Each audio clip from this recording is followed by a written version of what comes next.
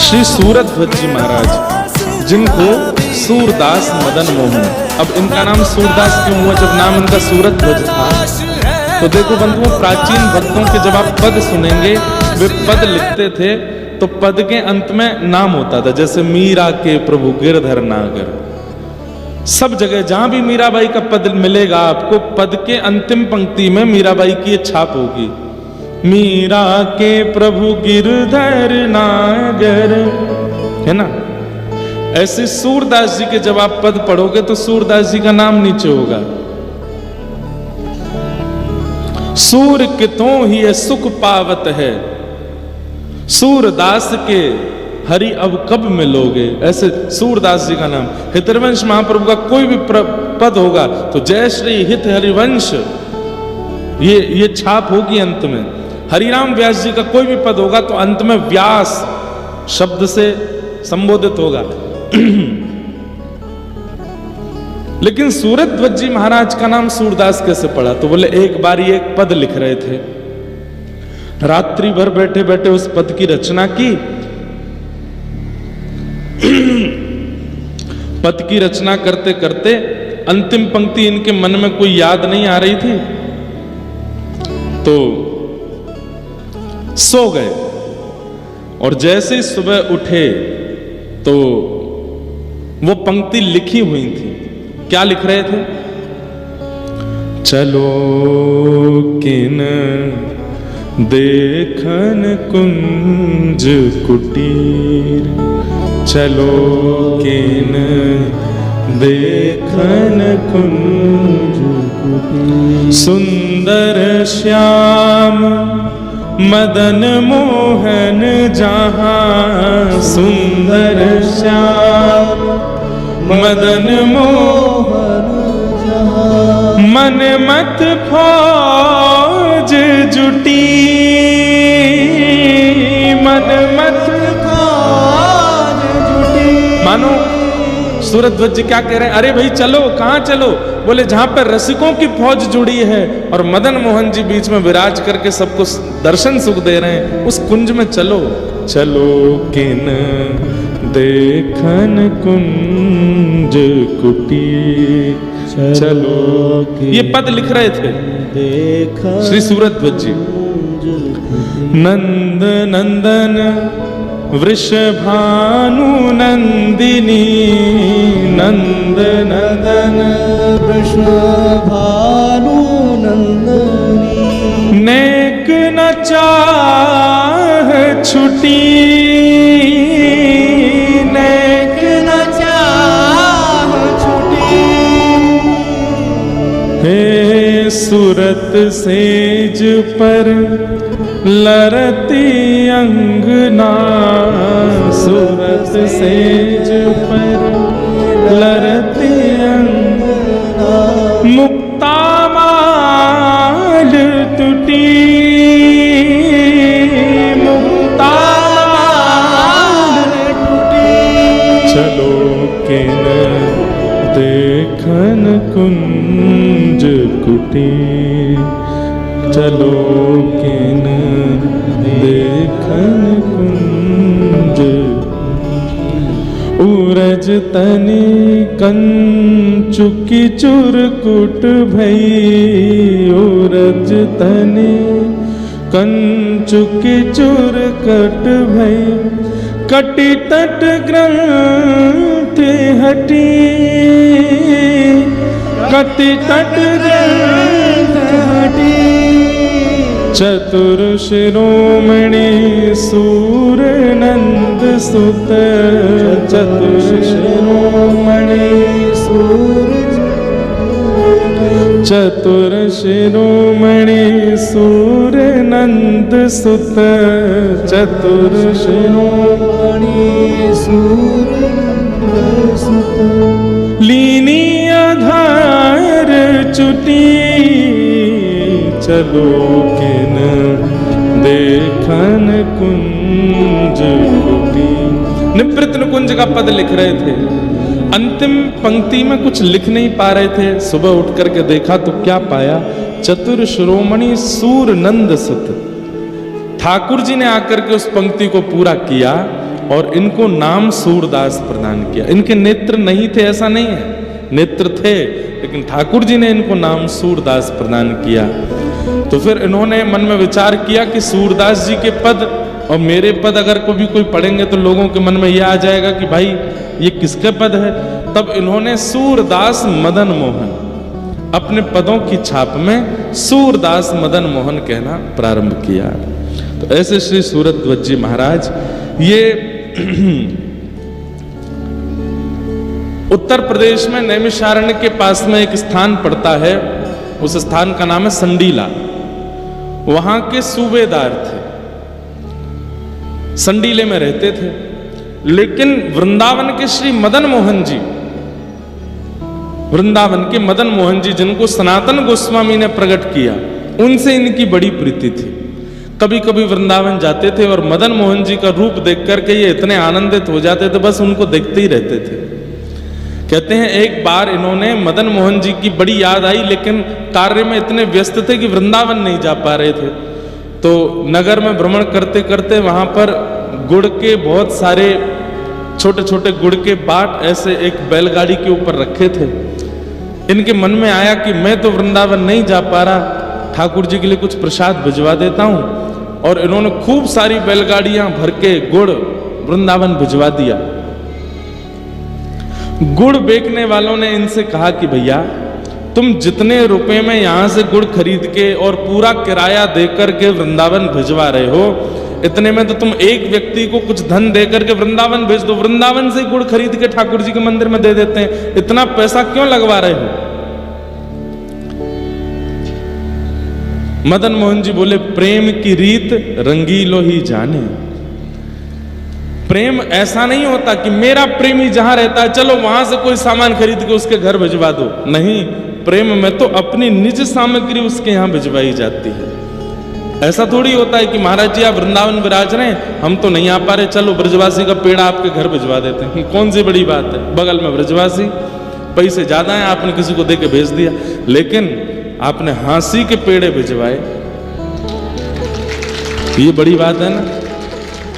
अब भाई हांसी का पेड़ा खरीदा गया, यहां से गाड़ी करी गई, यहां से कोई आदमी लेकर के गया, परिश्रम हुआ। भाई परिश्रम को ही प्रेम कहते हैं। जहां पर परिश्रम ना किया जाता हो, जहां श्रमित ना हुआ जाता हो, उसको प्रेम थोड़ी कहा जाता है। आजकल के युवाओं का जो प्यार है वो कैसा है, वो श्रम वाला प्यार नहीं है, श्रम वाला प्रेम नहीं है, उसमें परिश्रम नहीं करना चाहते, वो इजी वे ढूंढते हैं अपने प्रेम के इजहार के लिए। और ये इजी वे प्रेम में नहीं होता। सूरदास जी बोले कि हाँ, वृंदावन से यही गुड़ के अगर सामग्री में वृंदावन से खरीद के भिजवाऊं, मेरे 10 रुपया लगेंगे बस। उस समय की बात है, अकबर के समय की। लेकिन मैं संडीले से भेजूंगा, बैलगाड़ी में रख करके भेजूंगा, यहां से लोग चल करके जाएंगे, 2-3 दिन का मार्ग, बैलगाड़ियां धीरे धीरे चल के 3-4 दिन में पहुंचेंगी। तो श्री मदन मोहन जी को पता तो चलेगा, वहां तो बहुत लोग हैं गुड़ देने वाले, लेकिन जब संडीले से गुड़ जाएगा तो श्री मदन मोहन जी को पता तो चलेगा कि मेरा कोई प्रेमी है, उसने भेजा है मेरे लिए, वो स्वीकार करेंगे। और वही हुआ। मदन मोहन जी सूरध्वज जी ने गुड़ भिजवाए संडीले से, और वहां 3 दिन बाद वो गुड़ पहुंचे। और रात्रि का समय था जब गुड़ पहुंचे। श्री मदन मोहन जी का शयन हो चुका था, रात्रि के 12-1 बज रहे थे। मदन मोहन जी तो विचलित हो गए, श्री जी से बोले अरे सुनो, सुगंधी ना आई का? बोले काय की? बोले गुड़ की। गुड़ तो घनेरो पड़ो है रसोई घर में, रोज ही आती रहे। अरे रसोई घर वाली नहीं, बाहर ते आ रही है सुगंधी। श्री जी बोली हाँ आ तो रही है। बोले सूरध्वज ने भिजवाए संडी लेते। बोले तो मालपुआ खावे को मन कर रो है। श्री जी बोली रात के 12-1 बज रहे हैं, शयन कर लो। नाय मैं तो अब ही खाऊंगो। तो बोले पुजारी जी को जाके स्वप्न दे दो। सोई ठाकुर जी पुजारी जी के स्वप्न में प्रकट हो गए।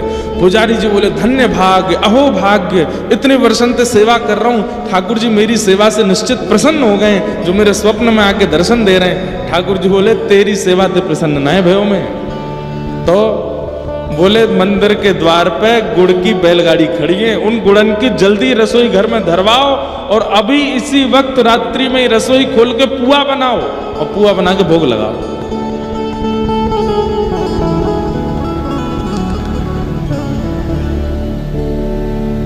पुजारी जी बोले अच्छा तो मेरे प्रेम से नहीं रीझे हो आप। ठाकुर जी बोले तो रीझ जाऊंगा लेकिन तू पहले पुआ बनवा। तो पुजारी जी बोले जय जय, नेक देर रुक जाओ, 4 बजे तक सो लो, फिर मैं उठ के बढ़िया बनाई दूंगा। और गुड़ तो बहुत धरो है, पहले पुरानो जो रखो है बाकू प्रयोग में ले लेंगे, नए वाले को फिर धीरे धीरे लेते रहेंगे। तो ठाकुर जी क्रोधित हो गए और स्वप्न में ही डांटने लगे। बोले देख तू सवेरे उठेगो, तू रसोई जैसे स्नान कर जाएगो, स्नान घर में गिर जाएगो, तेरा मूड फूट जाएगो। अब ही उठ के जा और अब ही आ वक्त जाए के भारत गुड़ लाए के मुकु पुआ बना, मुकु अब ही पवा, मेरे प्रेमी ने भेजो।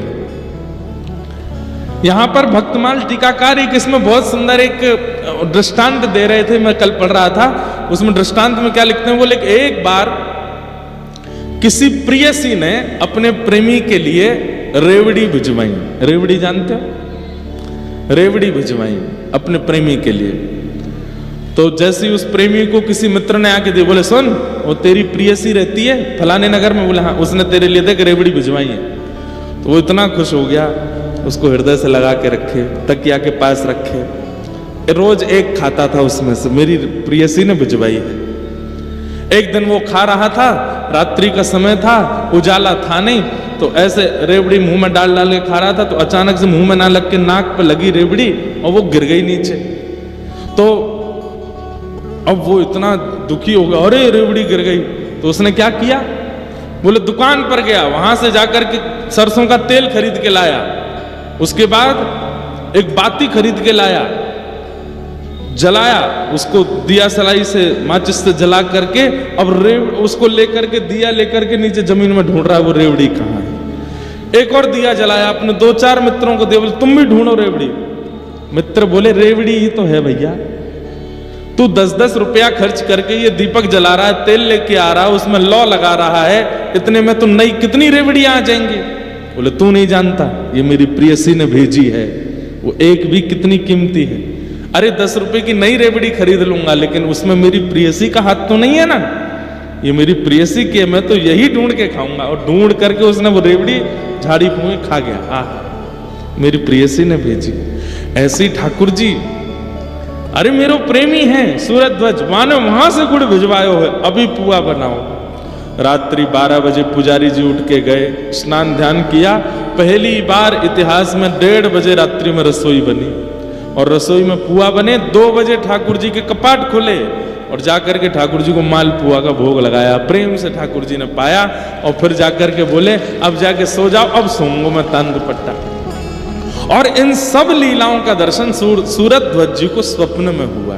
ठाकुर जी ने उनके प्रसाद को स्वीकार किया, प्रसन्न हो गए सूरध्वज जी। जय हो मेरे मदन मोहन लाल, आप कितना कृपा करते हैं मेरे ऊपर, कितना प्रेम करते हैं मेरे ऊपर। ऐसे श्री सूरध्वज जी का प्रेम श्री ठाकुर जी से अनंत बन गया। एक बार की बात, क्या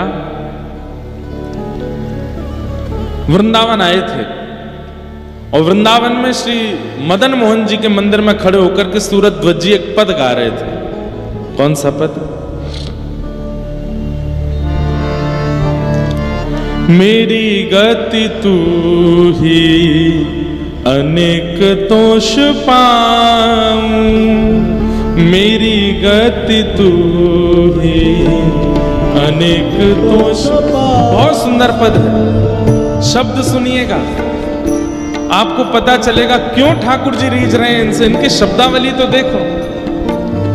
मेरी गति तू ही अनेक तोष पाऊं, मेरी गति तू ही। सब लोग गाइए। चरण कमल नख मणि पे विषय सुख, चरण कमल नख मणि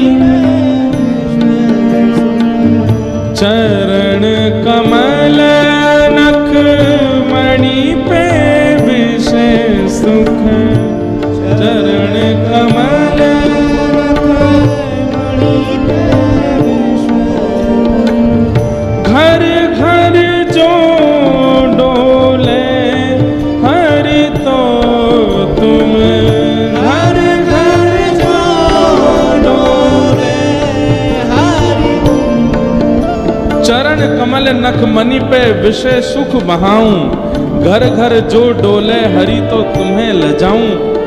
तुम्हारो कहाए अब कौन को कहाऊं, मैं आपकी शरण में आ गया नाथ, अब आपका हो गया हूं, अब किसी और का मैं नहीं हो सकता हूं।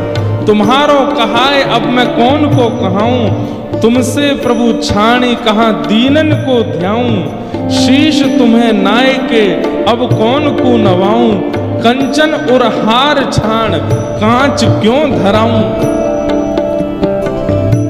मानो ठाकुर जी के चरणों में ये बात कह रहे हैं कि नाथ अब मैं आपका हो गया, अब आपका होने के बाद इस संसार में मुझे होने की आवश्यकता नहीं है। इस पद की रचना शब्द थोड़े ज्यादा हैं इसलिए मैं बोल के बता रहा हूं, समय अभाव है। तुम्हारो कहाए अब कौन को कहाऊं, तुमसे प्रभु छाणी कहां दीनन को ध्याऊं। शीश तुम्हें नाय के अब कौन को नवाऊं, कंचन और हार छाण कांच क्यों पहनाऊं। और तब क्या कहते हैं, शोभा सब हानि करे जगत को हंसाऊं। हाथी ते उतर के गधा क्यों चढ़ाऊं। अब मैं भक्ति के पथ पर आ चुका हूं, हाथी की सवारी कर रहा हूं, इससे उतर करके पुनः संसार में लग जाऊं तो ये तो वैसा ही हुआ, हाथी से उतर के गधा पे बैठ गए। कुमकुम को लेप छाण काजर मुंह लगाऊं, कामधेनु घर में तजी अजा क्यों दुहाऊं। मेरे पास कुमकुम है तो मैं काजल क्यों लगाऊं मुख पर, और घर में कामधेनु गैया है तो मैं बकरी का दूध क्यों पीऊंगा। कनक महल छाणी क्यों कुटिया बनाऊं, पायन जू पेली प्रभु ते अनत जाऊं। सूरदास मदन मोहन लाल गुण गाऊं, संतन की पनही को रक्षक कहूं। मेरी गति तू है अनेक दोष पाऊं, मेरी गति तू है अनेक दोष पाऊं।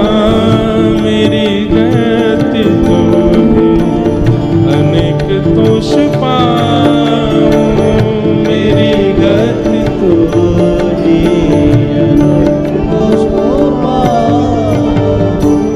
नेत्रों में अश्रु भरे हैं और ठाकुर जी से बस यही कह रहे हैं, नाथ मैं आपको छोड़ के किसी और का नहीं हो सकता, बस आपका हूं।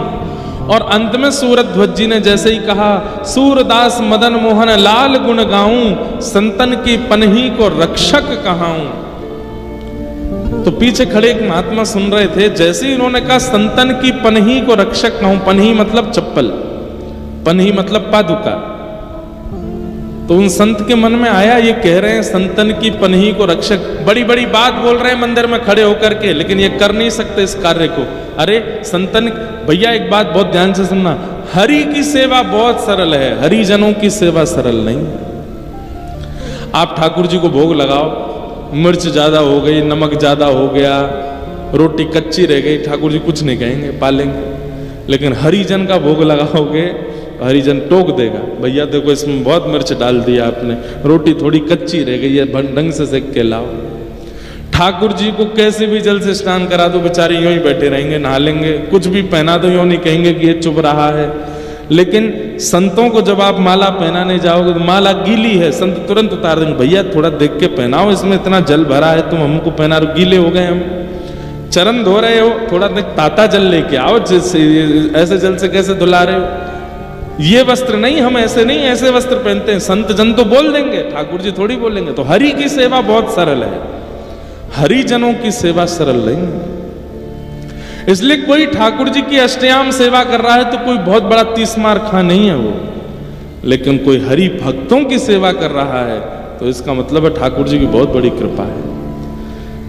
इसलिए हरि सेवक बहुत विशिष्ट नहीं माने गए, हरिजनों के सेवक ठाकुर जी उनको देख के आनंदित होते हैं, वाह भाई तू मेरे भक्तन की सेवा कर रहा है। जब इन्होंने ये बात कही कि सूरदास मदन मोहन लाल गुण गाऊं, संतन की पनही को रक्षक कहाऊं, पीछे खड़े एक महात्मा बोले रुक जाओ, कल तुम्हारी परीक्षा लेता हूं। संतन की पनही को रक्षक कहाऊं, बड़ी बड़ी बातें बोल रहे हो यहां पर खड़े होके। अगले दिन सूरध्वज जी जितने दिन वृंदावन रहते थे अष्टयाम दर्शन करते थे मदन मोहन जी का। मदन मोहन जी का मंदिर कहाँ है पता है आपको? कहाँ है? काली दह के पास। जब आप लोग वृंदावन की परिक्रमा लगाते हैं तो काली दह से आगे एक ऊंचा सा मंदिर दिखाई देता है, सीढ़ियां जा रही हैं ऊपर। कई पंडा लोग ऐसा बताते हैं वृंदावन में उस पर सोने के कलश थे, पहले जमुना जी यहीं बहती थी, वो सोने के कलश चुराने एक चोर कूद गया, ऐसे ऐसे कथा सुनाते हैं। अब वो मदन मोहन जी कहाँ हैं? अब करौली में है, राजस्थान में। मदन मोहन जी, गोपीनाथ जी, गोविंद देव जी और जुगल किशोर जी, ये सप्तनिधियों के कुछ ठाकुर हैं जो राजस्थान और मध्य प्रदेश में विराजमान। बाकी राधा वल्लभ जी, राधा रमण जी, बांके बिहारी जी, ये वृंदावन में ही विराज रहे। बीच में बिहारी जी भी गए थे भरतपुर, लेकिन राधा वल्लभ जी और राधा रमण जी ये अखंड ब्रजवासी हैं, कभी ब्रज छोड़ के नहीं गए। चाहे मुगल आ गए, चाहे कोई स्थिति आ गई, राधा रमण जी और राधा वल्लभ जी ये सदा वृंदावन में ही रहे हैं। बाकी सब ठाकुर नेक नेक व्रज से बाहर जा चुके। तो अगले दिन जैसे ही मंगला का समय हुआ, ध्यान से सुने, तो वो संत आए और मदन मोहन जी उसी समय भीतर प्रवेश कर रहे थे मंदिर में। तो संत आकर के बड़े दुखी होकर के खड़े हो गए। तो मदन मोहन जी ने, सूरध्वज जी ने उनका मुख देखा, बोले भगवान दर्शन करने चलो, मंगला हो रही है। बोले कैसे जाऊं? बोले क्यों? इतनी महंगी मेरी पादुका कल कोई चुरा ले गया था, परसों नई पहनी, उस दिन भी कोई चुरा ले गया, रोज मेरी पादुका कोई ले जाता। अब मैं सोच रहा हूं कि पादुका उतार के कैसे जाऊं भीतर। सूरध्वज जी बोले मुझे ये सेवा दीजिए, आप दर्शन करो, मैं आपकी पादुका लेके बैठा हूं, आप जब दर्शन करके आ जाओगे आप पादुका पहन लेना, फिर मैं कर लूंगा दर्शन। और ये तो मेरी सेवा है, ये तो मेरा सौभाग्य है। एक बात यहां पर नाभाजी ने कही है, बहुत सुंदर है। भगवत पदत्राण की अपेक्षा भक्त पदत्राण की सेवा सुलभ एवं श्रेष्ठ है। क्या बात कह रहे हैं? ठाकुर जी के चरणों की सेवा आपको नहीं मिल सकती, तो जब तक ठाकुर जी के चरण नहीं मिल रहे तब तक क्या करो? बोले भक्तन की चरण सेवा करो।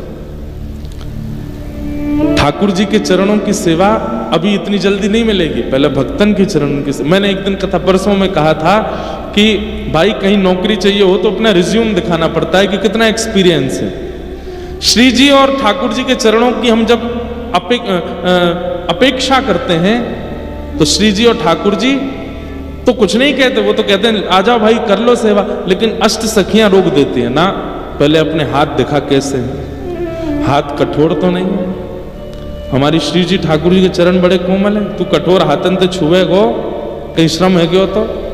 तो हमारे हाथ देखते ही अष्ट सखियां हमको मना कर दे, नहीं चरण नहीं देंगे, क्यों? तेरे हाथ बड़े कठोर हैं। बोले हाथ नरम कैसे होते हैं? बोले अगर तेने खूब भक्तन की सेवा करी होती तो तेरे हाथ नरम हो जाते। संतों की सेवा, रसिकों की सेवा, भक्तों की सेवा, हरिजनों की सेवा। और इसका मतलब ये नहीं कि हाँसी में प्रतीक्षा करो कि कोई व्रज से आवे, अयोध्या से आवे, चित्रकूट से आवे तो ये हम उसकी सेवा। हम तो कह रहे हैं आप अगल बगल में जो ये बैठे हैं सब हरिजन हैं, सब हरि भक्त हैं जो कथा में आए हैं। बैठे बैठे उनके ही चरण दबाते रहा करो। आप कथा सुन रहे हो भैया, वो कहे अरे भैया मत दबाओ, तो तुझे कौन कह रहा? तू मेरे दबा, मैं तेरे दबाऊं? हाँ, दोनों एक दूसरे के दबाते रहो। ऐसी हरि सेवा। जैसे ही बगल वाला श्रोता उठ के खड़ा हो कथा के विश्राम में, उसके नीचे की रज थोड़ी माथे से लगा लो, उसको पता ना चले, उसको अभिमान हो जाएगा, देखो मेरी भक्ति से रीझ के मेरी सेवा कर रहा है, पर ये आपके लिए बताया जा रहा है।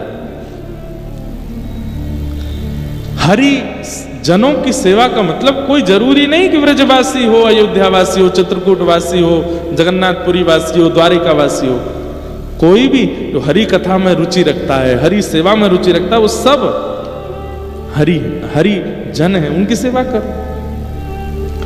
बगल में बैठे किसी को प्यास लग रही है, आपने पानी पिला दिया। अभी कई लोग हैं अपनी पंखा कर रहे हैं, बगल वाले करो तो गर्मी नहीं लगे। अरे भैया नहीं, तो तू मेरी करना, मैं तेरे कर रहा हूं, तू मेरी कर। दोनों एक दूसरे की सेवा करो। हरि जनों की सेवा, इससे क्या होता है? आपका रिज्यूम अच्छा होगा।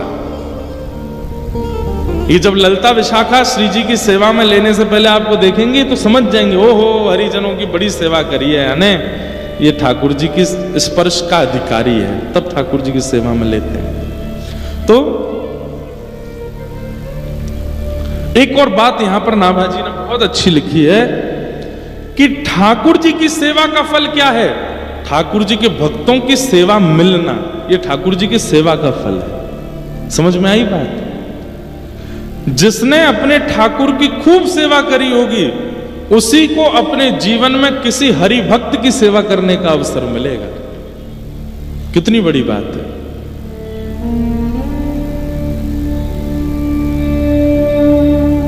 वाह।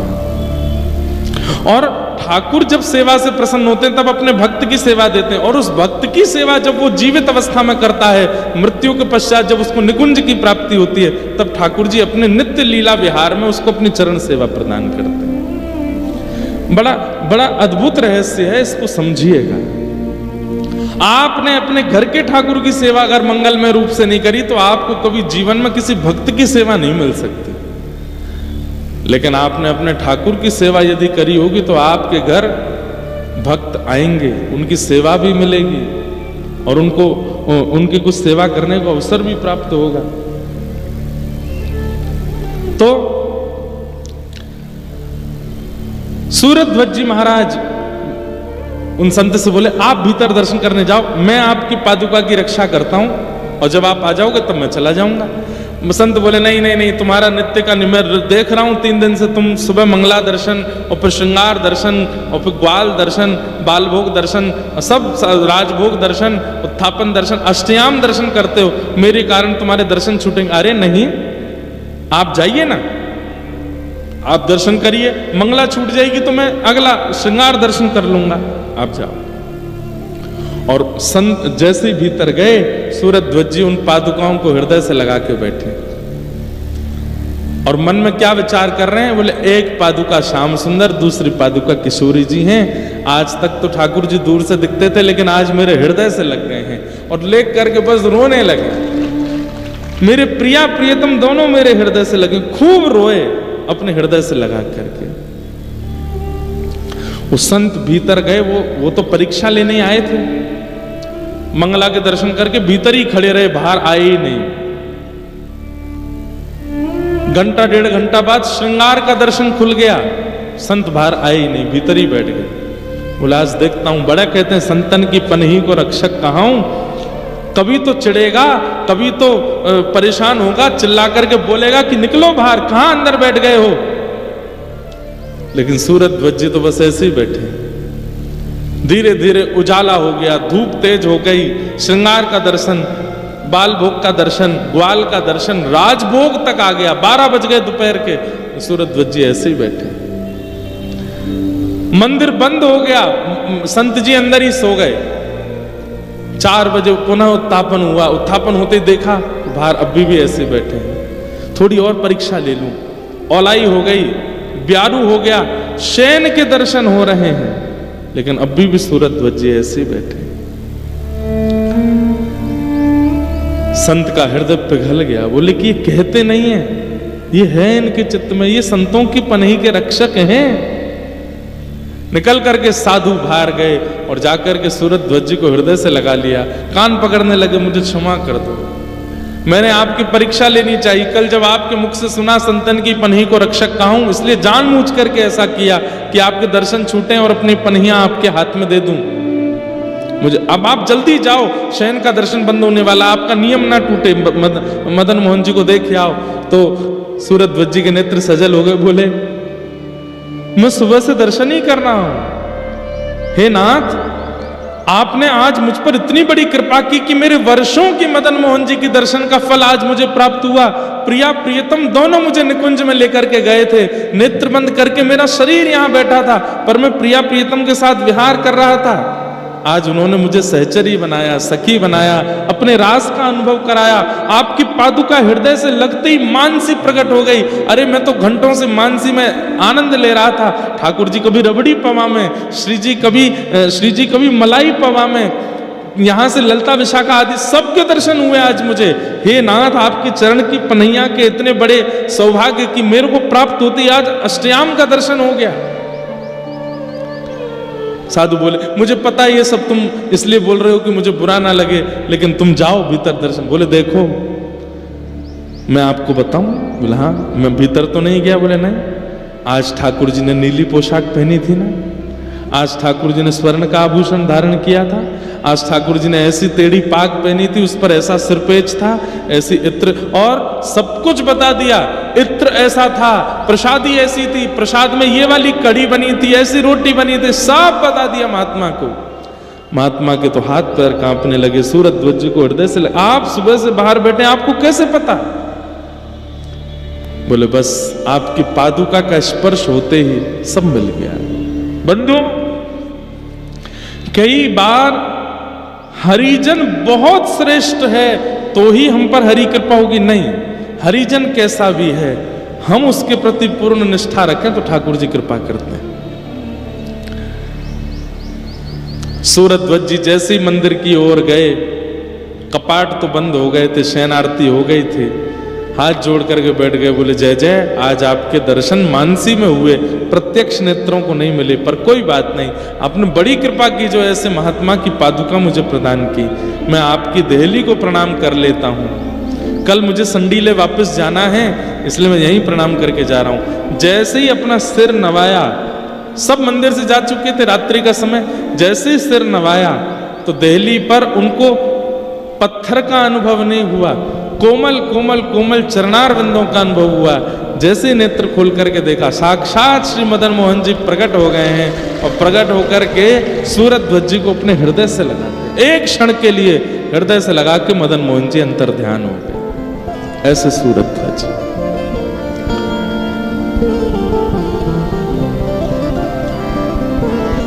हरिजनों की पादुका की कैसी कृपा सूरत ध्वज जी के ऊपर हुई। ऐसे श्री सूरत अब तो मगन रहने लगे, मगन झूमते हैं, मगन गाते हैं, मगन आनंद में रहते हैं। ठाकुर जी ने बड़ी कृपा कर दी है मेरे ऊपर। अब दर्शन होने के बाद वापस संडीले गए, और संडीले जाकर के इनका काम क्या था, सूबेदार का काम क्या होता था कि उस नगर के बड़े बड़े व्यापारी और जो कोई भी कार्य, उन सबसे कर लेना, टैक्स लेना, और अकबर बादशाह को दिल्ली पहुंचवाना, ये उनका काम था। इस बार संडीले गए, साल भर का जितना भी कर लिया था पूरे नगर से, वो सब कर बक्सों में जमा करके दिल्ली भिजवाना था। लेकिन इनके मन में आया, बोले ठाकुर जी का दर्शन हुआ, मैंने कुछ किया तो है ही नहीं, दर्शन का कुछ तो उत्सव मनाना चाहिए। तो इन्होंने क्या किया, जितना भी साल भर का धन आया था अकबर को भेजने के लिए, उन सब धन से आसपास के क्षेत्र में ढिंडोरा पिटवा के संतों को बुलवा करके सब संतों को पवा दिया, भंडारा कर दिया, ठाकुर जी के दर्शन का भंडारा किया। और यहां दिल्ली से लोग आ गए थे बादशाह के कि भाई साल भर का जो कर है वो दो। तो इन्होंने सारे बक्सों में पैसे तो खर्च कर दिए, संतों को पवा दिए, तो इन्होंने पत्थर भर दिए, और पत्थर भर के उनके ऊपर एक पत्र लिख करके उस पर लिख दिया, 13 लाख संडीले उपजे सब संतन मिल गटके। 13 लाख संडीले उपजे सब संतन मिल गटके, और आधी रात सूरत ध्वज वृंदावन को सटके। सब दे करके अकबर को बोले अब अकबर हमको जान से मारेगा। सब भिजवा करके और अपने सूबेदार की पदवी पर प्रणाम करके सीधे वृंदावन भाग गए। वृंदावन पहुंच गए। यहां जैसे ही लोग बाग आए, बोले महाराज संडीले का पूरा साल भर का कराया है। अकबर बोले खोल के दिखाओ। देखा तो पत्थर थे। बोले इसमें तो पत्थर है, एक पत्र लिखा है। बोले दिखाओ। अकबर जो था वो शेर व शायरी और लेखनी कवित्व का बड़ा दीवाना था, और उसने जैसे ही देखा क्या लिखा है, 13 लाख संडीले उपजे संतन सब संतन मिल गटके। मतलब समझ गए। बोले 13 लाख कुछ सामग्री हुई थी, हमने सबका भंडारा कर दिया संतन को। और सूरत ध्वज आधी रात सूरत ध्वज वृंदावन को सटके। तो अकबर बहुत जोर से हंसा। अकबर थोड़ा सा अच्छा तो था, संतों के प्रति, भक्तों के प्रति उसकी बढ़िया निष्ठा। उसने फिर एक पत्र लिखा और पत्र लिख करके सूरध्वज जी को भिजवाया। और उसमें क्या लिखा अकबर ने? बोले गटके तो हमारे गटके, तुम काहे को सटके। ये तुम हमारा जो साल भर का कर था वो तुमने गटक लिया, तुम क्यों सटक गए हो? हमारा खर्चा हुआ, तुम क्यों भाग गए? कोई बात नहीं, रही है प्रेम से वृंदावन में। लेकिन अकबर का एक वित्त मंत्री था टोडरमल, उसको ये बात सहन नहीं हुई। बोले ऐसे कैसे? ऐसे तो जितने भी सूबेदार हैं भारत में, इन सबके पर निकल आएंगे। ये सब कह देंगे कि जब सूरध्वज कर सकता है तो हम क्यों नहीं? नहीं, इसको तो कठिन से कठिन मैं दंड दिलवा के रहूंगा। लेन के पठाए कहीं निपट रिझाए, हमें मन में न लाए लिखी बन तन डारे हैं। टोडर दीवान कयो धन को वीरान कियो, ल्यावो रे पकड़ी मूड फेरी के संभारे हैं। ले गए हजूर नृप बोलो हंसो दुख दूर रखो, ऐसे महाकूर सो पे दुष्ट कष्ट धारे हैं। दोहा लिख दीनो अकबर देख रिझलीनो, जावो वाही ठोर त्रापे द्रव सब वार्यो है। तोडरमल ने वृंदावन सैनिकों को भेजा और बोले अकबर को पता ना चले, सूरध्वज को पकड़ के दिल्ली ले आओ और तहखाने में डाल दो। सूरध्वज जी को पकड़ के हाथों में हथकड़ियां, पैरों में बेड़ियां बांध करके दिल्ली ले आए और ला करके उनको टोडरमल ने जेल में डलवा दिया। अकबर को पता नहीं है। एक बात याद रखिएगा बंधुओं, राजा से आपकी मित्रता अच्छी है, लेकिन मंत्री, महामंत्री, सेनापति और नीचे रहने वालों से मित्रता अच्छी नहीं है तो आप सक्सेसफुल नहीं है। बिहारी जी से अच्छी यारी है, लेकिन ब्रजवासी ने नाक मोड़ रखी है तो आपका काम चलने वाला नहीं है। राधा रमन जी से प्रेम है, लेकिन वृंदावन के बंदरों को आंख दिखाते हो तो राधा रमन जी से चाहे कितना प्रेम हो, ये बंदर मिलने नहीं देंगे ठाकुर जी से। एक बार एक राजा था, उसका एक वो थे गुरु, कुल गुरु। तो कुल गुरु, राजा बिना कुल गुरु से पूछे कुछ नहीं करता था। एक बार कुल गुरु आए तो मंत्री महामंत्री सब राम राम करते थे, जैसे कृष्ण करते थे। कुल गुरु उनको, हे चलो मंत्री महामंत्री पैर वैर मत छुआ करो मेरे, तुम दूर रहो, मेरा राजा से संबंध सीधा। और राजा ने इतना उनको सम्मान दे रखा था कि राजा खड़ा रहता था, जब तक कुलगुरु आके नहीं बैठते थे सभा में तब तक अपने सिंहासन पर नहीं बैठता था। उसका कुलगुरु को अभिमान हो गया। मंत्री महामंत्री बोले तुम भाई राजा के कुलगुरु हो, ठीक है बात, लेकिन हम लोग भी मंत्री महामंत्री हैं, हमारी तुम राम राम भी नहीं लेते हो। एक बार मंत्री जी ने कहा मैंने नया घर बनाया है, हे कुलगुरु देवता आप अपने ब्राह्मणों सहित मेरा गृह प्रवेश करा दो। तो कुलगुरु जोर से हंसे, औकात में बात किया करो, तो राजा के कुलगुरु हैं हम, मंत्री का गृह प्रवेश कराएंगे हम, चलो जाओ ढूंढ लो कोई ऐसे चलता फिरता पंडित। मंत्री को इतना क्रोध आया, बोले कि इस कुलगुरु को अगर हमने इसका अभिमान चूर नहीं किया तो ना हम भी महामंत्री नहीं। और मंत्री ने अपने सब राजा के नीचे जितनी सेना होती है, मंत्री महामंत्री सेनापति आदि आदि जो भी होते हैं, सबको रात में इकट्ठा करके मीटिंग करी। बोले ये कुलगुरु ने नाक में दम कर रखा है। सब बोले हमारी भी राम राम नहीं लेते वो। बोले तो भाई ये हमसे नहीं बना के रख रहा तो राजा से इसकी बनने नहीं देंगे, कल इसको मंदिर में इसको महल में प्रवेश नहीं करने देंगे। सबने कहा बोले राजा से क्या बोलेंगे, बोले वो सब मुझ पर छोड़ दो। अगले दिन कुलगुरु आए तो बाहर ही सब खड़े हो गए। कुलगुरु बोले रास्ता दो भीतर जाना है, बोले बिल्कुल नहीं जाने देंगे, पहले हमसे राम राम बोलो। कुलगुरु बोले बिल्कुल नहीं बोलूंगा। बोले नहीं बोलोगे, बोले नहीं बोलेंगे। तो बोले हम भी अंदर नहीं जाने दे रहे। कुलगुरु बोले मैं यहीं अनशन व्रत पे बैठ जाऊंगा और राजा को पता चलेगा तुम सबको फांसी पे लटका देगा। बोले राजा को पता लगेगा तब ना, हम पता लगने ही नहीं देंगे। वो अनशन पे बैठे तो सारी सेना उनको उठा करके ले गई, दूर जंगल में जाके फेंक आई, मिलने ही नहीं दिया। वो घूम घूम के और भी 3-4 बार 10 बार आ गए, लेकिन राजा ने सेनापति मंत्रियों ने मिलने नहीं दिया। यहां भीतर राजा ने पूछा हाँ भाई ये कुलगुरु देवता हमारे क्यों नहीं आए। बोले वो कल आपको बताना भूल गए थे, पास के एक शहर में उनकी कथा है, तो 7 दिन के लिए वो वहां गए हैं, बोले थे कि राजा को बता दे। कभी कभी कथा करने जाते थे वो। राजा बोले अच्छा, गुरुदेव तो हमेशा बता के जाते थे कथा, हम इस बार भूल गए हूं, कोई बात नहीं। तो 7 दिन तो ऐसे निकले। 8वां दिन आया, राजा बोले गुरुजी की कथा हो गई होगी, वो आए नहीं। तो मंत्री रोते रोते बोला क्या बताएं, कल कथा करके लौट रहे थे? बोले हाँ, रास्ते में ही हृदय गति रुक गई उनकी, पधार गए गुरुजी। गुरुजी तो वैकुंठ चले गए। राजा इतना रोया, मेरे गुरुदेव पधार गए? बोले हाँ, मुझे जल्दी लेके चलो, मुझे उनके अंतिम संस्कार में जाना है। बोले नहीं नहीं भगवान, आप नहीं जा सकते। बोले क्यों? बोले वो कुलगुरु अपनी उसमें लिख करके गए थे कि मेरे प्राण निकलने के 24 घड़ी के अंदर अंदर मेरा अंतिम संस्कार कर देना, नहीं तो मैं प्रेत बन जाऊंगा, इसलिए आपको बिना बताए उनका संस्कार हो गया। मैं अपने गुरुदेव का अंतिम दर्शन नहीं कर पाया। मंत्री बोला कोई बात नहीं, मैं उनकी अस्थियों की राख लाया हूं, आपके माथे से लगा दूं। मरे नहीं है गुरुदेव, वो बना दी बात मंत्री ने।